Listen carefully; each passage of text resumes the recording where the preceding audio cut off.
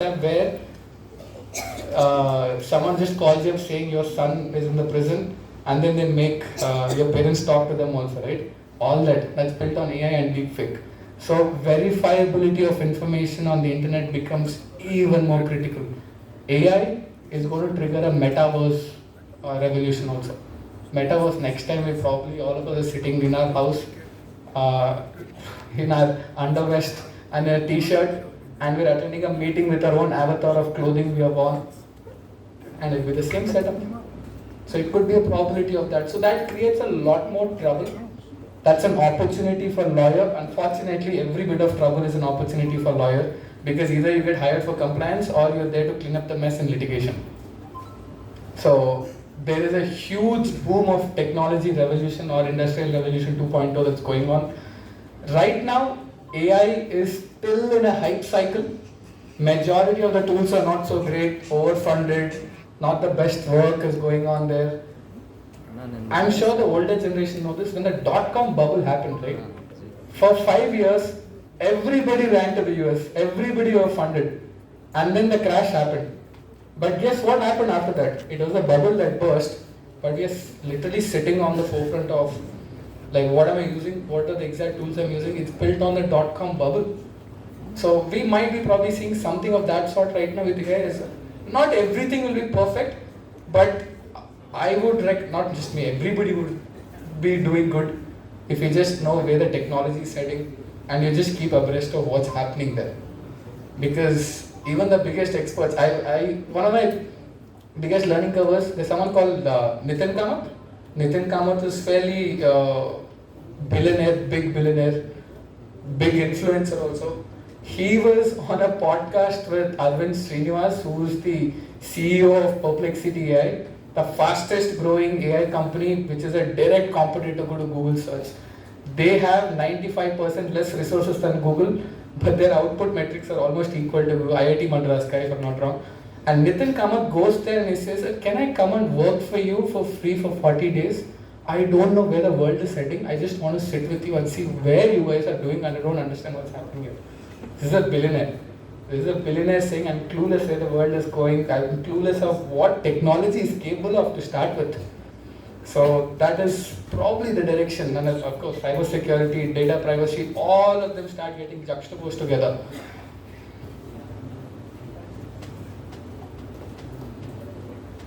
Hello. Yeah, technology proficiency, data, tool literacy, and prompt engineering, that's going to be the name of the game moving forward. And you're going to see revamped accountability frameworks. Like, how do you hold people accountable in different sets of law and legal frameworks? A lot is going to change. And the more and more you are very strong with your basics, the higher chance for you to connect the dots uniquely. That's the easiest way to say it. There is a concept in neuroscience where the more dots you have, the higher chances of you having unique connections of dots happening. So it is in similar line, I would say, for legal profession as well. And I don't know what's going to happen in intellectual property. Intellectual property is already a mess going on right now. Donald Trump has fired the head of copyright. It's because that department is stopping OpenAI, Perplexity, and the big companies from just taking information on the internet and using it. And they're putting out a subscription fee, but meanwhile, the people who have actually produced a set of information, right, they're not being rewarded there. So we are seeing geopolitical struggle in its own way, and at the same time there's a bit of confusion going on where the world will head. We are going through a reskilling crisis also. I would say that we'll see a lot more legislation. I think the Digital Act that's coming up, that's been enumerated in the Parliament, if I'm not wrong, it's going to be critical. And of course, the DPDP Act, the data protection, India's data protection version, will be the precursor to AI. That'll be the framework where AI legislation will be built on. And yeah, if you are interested in AI governance as a career itself, go look at the European Union AI Act. That's probably the most matured sets of legislation there, because it does a brilliant job in combining with GDPR of what they have done in the last 10 years with data privacy. Okay. So yeah, that's about it. Any questions? Any points of discussion? Anything? Feel free. What are the best suggestible AI tools for research? Okay, I've got a question there. Someone asked, what are the best legal research tools available in the market right now? Yeah. I would break it down into two. If you are a premium law firm, you're doing high level stakes, I would push you to Westlaw. Westlaw, there are advanced versions of Westlaw and LexisNexis also going on, but I don't use any of them. Okay. What I use is, I want AI to give me a direction, I don't want AI to give me an answer. You see this thing there? I would just say buy one solid subscription of one AI, that's enough. And either ChatGPT or anything. I'm a fan of Gemini compared to ChatGPT. I keep arguing with another couple of technology friends where they say, but for law, I think Gemini does a pretty good job, because Gemini is what company? Google. It's Google. And who's got the best search engine on earth? Google. So for them, they already have the data repository. So there's something called the retrieval augmented method, where it's like, oh, these are the sets of data points. How will the computer go and scrape through all the data in the fastest possible manner? And if people are aware, DeepSeek from China, that made such noise in the world of AI. It's because they would scrape through information in the fastest possible manner, having the least amount of energy and resources used. Right now, I ran that workflow right earlier. When I asked for research and I fed Damaodaram Garu's WhatsApp chat there, it probably would have used the electricity of what the projector were taken for 2 hours. That was the electricity usage. So we do have energy needs and all that going on. And DeepSeek did a brilliant job, because DeepSeek was doing it in far less resources. And that is why it made a bit of noise there. So.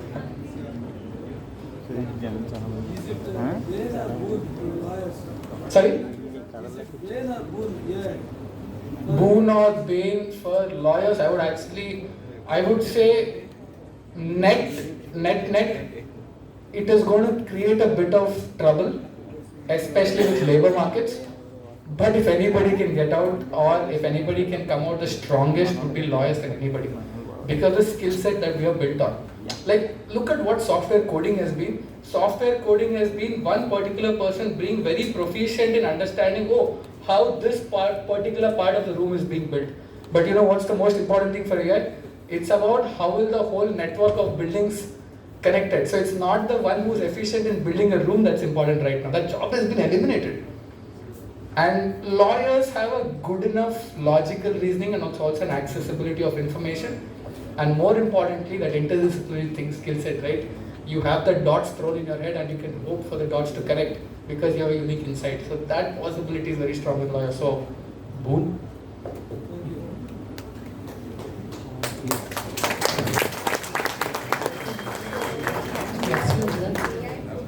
Sir, excuse me, sir. I'll get it. I'll just leave it. I have a question, sir. Sorry, can't see. Yes. Oh, sorry. Sir, from last 5 years, we are listening more about AI. In future, might become robotic intelligence. Maybe after 10 years, we maybe face robotic intelligence. I would say 3 years. Yeah, keep doing it. Sorry, bye. In future, might be after one decade, we might be face robotic intelligence. Then what was the what state of the lawyers? You're asking the wrong person. There were judges here. There were judges and the best experts of law. But I'll tell you my opinion. Nowadays we are very worried about artificial intelligence. That means man-made objects, whatever may be. Artificial intelligence was created by some human person, humans only.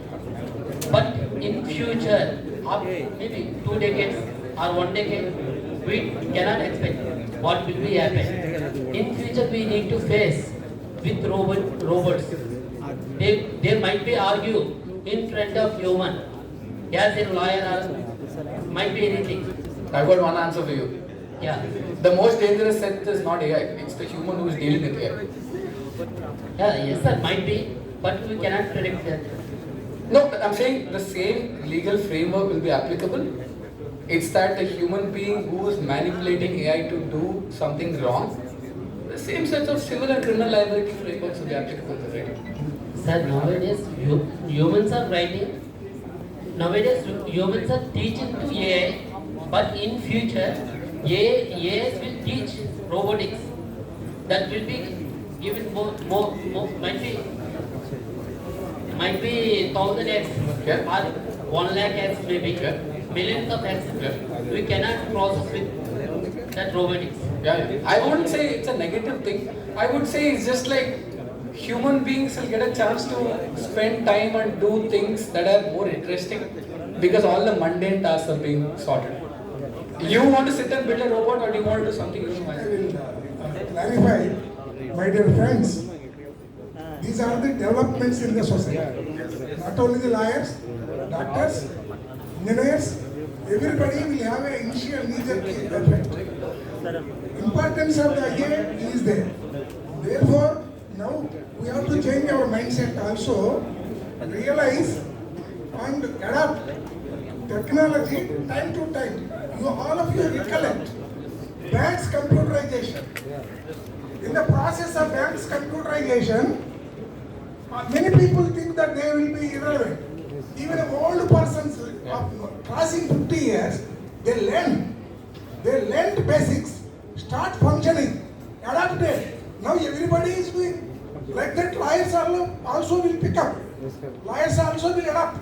Therefore, that's why realizing the importance of AI, this particular session was introduced. And just another point adding to Sir what he was talking about. Even in the past, there was a bit of doom saying that, oh, AI will come, the experienced people or someone who's not got technology acumen, they'll be in trouble. But guess what, the development with AI right now?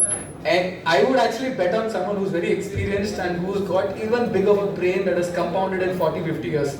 Because they can probably create magic that nobody can see also. And it's very user-friendly also, I would say. Right now, 1.5 years ago, the AI tools I used, I'll be honest with you, it was trash. It was not great at all. Right now, the same tool I'm using, it just scares me. Every week it gets better. I was initially getting scared. I'm like, oh, it's doing everything I can pull off. But at the same time, it makes you do something that you are capable of and putting it on steroids. It's like saying, oh, you will become a 100x person, you're not a 1x person anymore. So that is the boon part of AI. How prompting is very important Yes. in the AI for the 100%. Prompt engineering is the most important skill set. It's a no-brainer. Prompt engineering is not magic, it's nothing. It's just putting down your thought in a very clear framework and you say that, hey, this is my vision, this is what I want you to do, and this is the outcome I'm expecting. That is literally what prompt engineering is.